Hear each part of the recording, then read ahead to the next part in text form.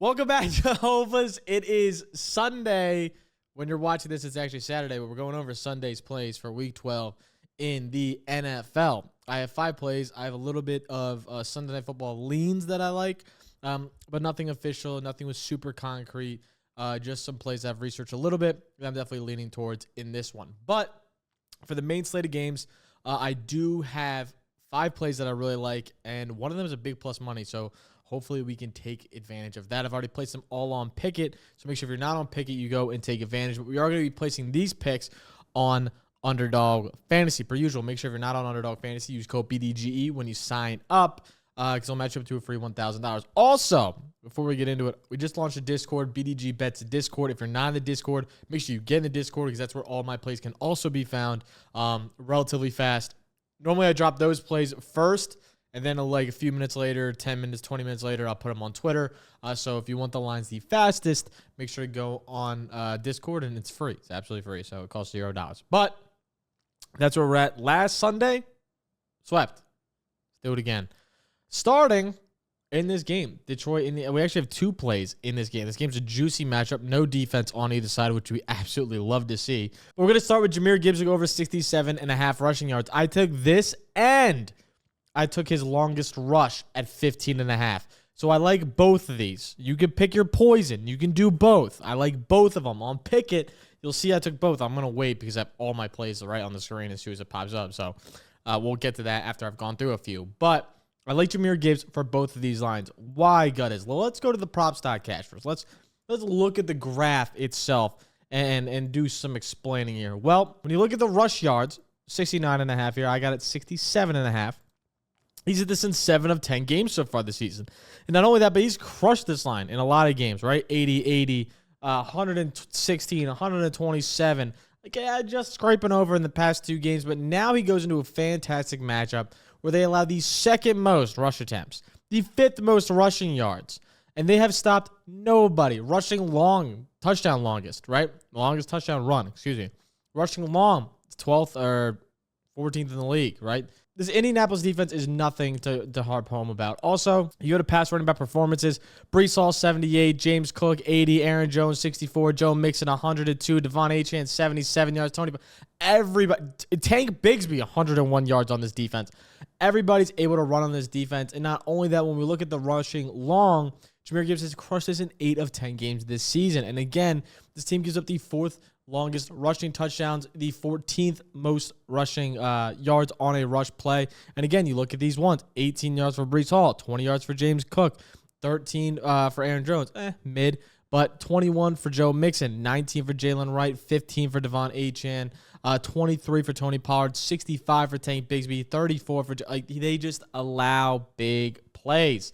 So expecting Jahmyr Gibbs to continue to just break one, especially because he's seeing the rushing attempts, right? Over 11 attempts in every single game this season. So you love to see that in a favorable matchup. They're over 7. I think they're actually 7-point exactly favorites in this game. So again, you expect them to want to run the ball a lot. You expect them to be up a lot in this game. But when you pair these guys to be up a lot in this game, you're like, all right, so what could be the play on the backside? You have to look to either a quarterback or receiver, and we're going to look to Josh Downs. Just trade him away in fantasy. That's how you know I really like the play if I traded him away, and I'm taking his over in this game, right? 54.5 receiving yards feels fantastic for Josh Downsy this week. Obviously, look, he's crushed this, right? Take away the beginning of the season.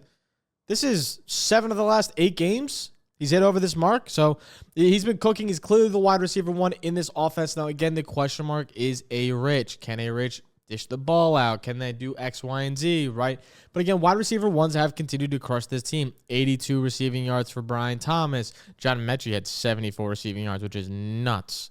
113 for Jaden Reed. Calvin Ridley had 143. And again, they're going to be up in this game. So again, A-Rich is going to need to sling the rock while down in this game. Not only that, but if we go and look at the numbies here, right? I'm going to pull up some numbers real quick. Downs has a 30% target per route run rate and a 27 targets rate on this Colts offense. Again, that's obviously the wide receiver 1 in this offense, so you expect him to continue to see that. So far in games with just AR, when they are trailing, he's had 2 games of 9 and 9 targets. I expect that to kind of be another similar theme here.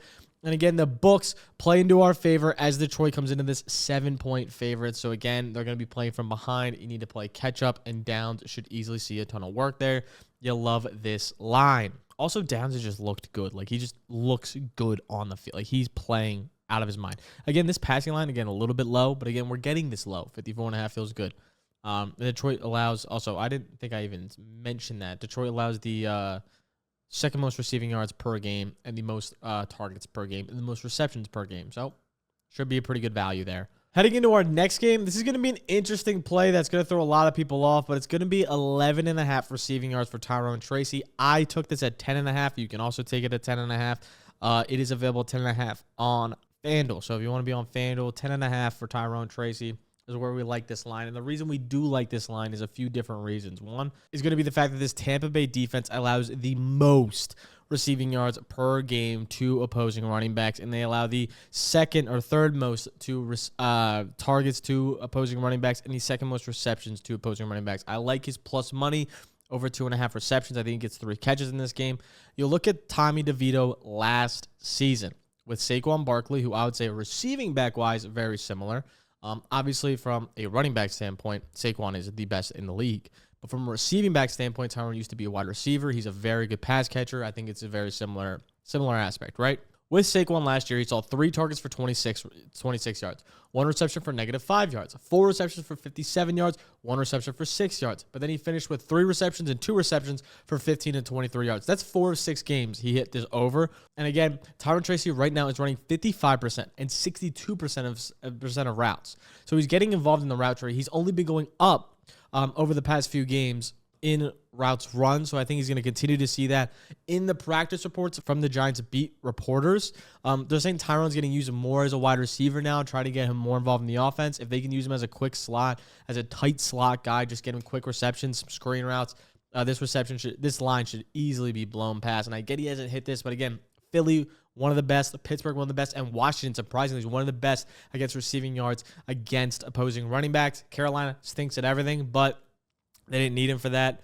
And he did see a target, but it went to waste last week. So, yeah, I think against Tampa Bay defense that is very susceptible. And again, also, also look at this, the odds versus other players right now. I don't know if you can see these on the screen. You can't entirely see them on the screen, but you can kind of see them on the screen right here. So, you look at running backs. Again, Bijan, 37. Justice Hill, 44. Obviously, we're not going to look at Derrick Henry. He's not going to catch a ball. Tyler Allgeier's not going to catch a ball.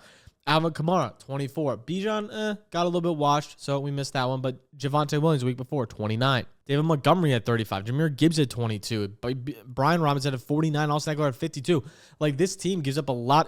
Christian McCaffrey, 68. I forgot the top. Samaje Perine, 25. So, again, you look at these running backs in recent games, like, they just go off for receiving yards against this team. And I think that continues here again today with Tyrone Tracy, who's an elite receiving back. So, getting his line this low feels fantastic and a sneaky play that not a lot of people are on. My next play is going to be Bo Nix to go over 220 passing yards. I also got this at 217 on FanDuel, so you guys can also lock that in as well. Again, make sure you follow me on Pickett. That's the best way to get all this value, and make sure you're in the Discord as well. But Bo Nix, obviously, he's been cooking so far recently, and we can't take anything away from him. He's playing at a very, very high level. Now he goes against the Raiders, who have struggled versus quarterbacks so far this season. Very middle of the pack in passing yards per game. Averaging 257 yards in the past 4 games this season. Obviously, look at it against tough defenses. Carolina's not tough, but Baltimore, Kansas City, and Atlanta all are tougher defenses, especially Kansas City. Getting 215 yards on them is nuts. So for him to see 217 as his line against a Raiders defense who stinks this season, and again, Bo has been connecting on long balls, averaging 35 yards per long ball so far, and the Raiders are the second worst team at stopping the long passes. So I think when he connects on a few deep ones, he's going to easily soar over this mark. And again, this Raiders team is allowing 225 passing yards at home so far this season to opposing quarterbacks. I think that continues here again today. So the Raiders giving up a ton of passes so far this year, a ton of passing yards. So I expect Bo Nix. Also, we've seen the volume over 30 attempts in each of the last 4 games. So I expect that to continue. Even when they're up, he's still passing the ball. So they want to clearly just get him reps, especially if they're going to make the playoffs. He's going to need enough under his belt, and I think he easily goes over this line again and continues to cook and look amazing like he has the past few weeks. Now we're going to go to our plus money play value. It's not here on Underdog, but it is Marvin Harrison to see 4.5 receptions. We got this again on Pickett, so make sure you take advantage. And we got this on FanDuel for plus 126 value, which I absolutely love. Seattle is allowing the 7th most receptions to opposing wide receivers this season, as well as they allow the 9th most targets to opposing wide receivers. And you look at his line in general right now. Obviously, he hasn't been consistent at hitting over this, but teams that have faced the Seattle defense have gone over this. Juwan Jennings, 10 receptions last game. Cooper Kupp, 11. Demarcus Robinson had 6. Khalil Shakir had 9. Keon Coleman had 5. Darnell Mooney had 5. Drake London had 6. Wan'Dale Robinson had 6. Darius Slayton had 8. There's guys that have played against this defense that continuously cook it on a regular basis. And I think, again, here today is going to be Marvin Harrison's big break. And here's why, right? Marvin Harrison has been effective against press coverage with 261 yards, 3rd most, and 4 touchdowns, 2nd most, on 17 receptions, 2nd most, all which ranked top 3 among wide receivers this season. Harrison also has been targeted when facing press coverage on 44.1% of his routes, the 2nd highest target rate among wide receivers. And the Seahawks have utilized press coverage to outside cornerbacks, which is where Marvin Harrison is going to line up, on 40.7% of their dropbacks, which is the 4th highest rate in the entire league. So again, we're seeing a ton of press coverage, which means this should mean a good amount of targets for Marvin Harrison. I expect there to be a good translation in this game. And again, this is a must-win game for Arizona. I feel like every game is from here on out, especially in the division. So Seattle, this is a must-win game. They're going to go to their big-time playmaker. I think Marvin Harrison has a big day. 5 receptions feels great. And I think he easily smashes over this line. And again, getting a plus money value feels awesome. And seeing that they give up a ton of receptions and a ton of receiving yards, I feel great about it. I think Marvin Harrison has a big day here. And we can take advantage. And again, we don't have his targets here, so we'll just put this on the board. But this is the 5-leg parlay that we have. Also, make sure you're taking advantage. And when you use code BDGE, you get Matthew Stafford over half a passing yard as well. So you can take advantage of that as well. First Sunday Night Football leans, I'll just glance over them real quick. I'm leaning the under on 65.5 for Cooper Kupp. Going to be a white-on-white crime. Cooper DeJean has been the 2nd highest success rate among slot corners since week 6. There's only been one wide receiver to go over their receiving yard mark versus Philly since October 6th. October 6th. If you would have guessed who it was it? I'll give you 2 seconds. Parker Washington was the last receiver to go over against Philly. Insane. Anyway, so Cooper Kupp feels like a pretty good lower to me against Cooper DeJean. When he's outside, he's going to be on Quinyon Mitchell, who's also elite. I think Puka under 6.5 receptions is not here. 6.5 receptions feels great. I think you can see a 6 for 60 game for sure. 7 receptions against Quinyon feels high. So we'll see about that. This Philly defense has been lights out. I also really like Saquon Barkley, 20.5 rushing attempts. I think Philly wins this game. If not, it's going to be a close game. Either way, they're going to want to go through Saquon, as this Rams rushing defense has not been stout this year. So I think they go through Saquon. And I like A.J. Brown, but I don't love A.J. Brown. If you want to go an A.J. Brown play, I don't hate it. But those are my leans for Sunday Night Football as well. So you'll see them later on, but these are my plays. Make sure to lock them in. You can tell them on Pickett as well, so make sure you do that. Follow on using code BDGE when you sign up on Pickett. It's absolutely free. And I will catch you guys next Sunday. Make sure to leave a like, subscribe, all that sort of fun shit down below. And I'll catch you guys for the live stream tomorrow morning. Peace.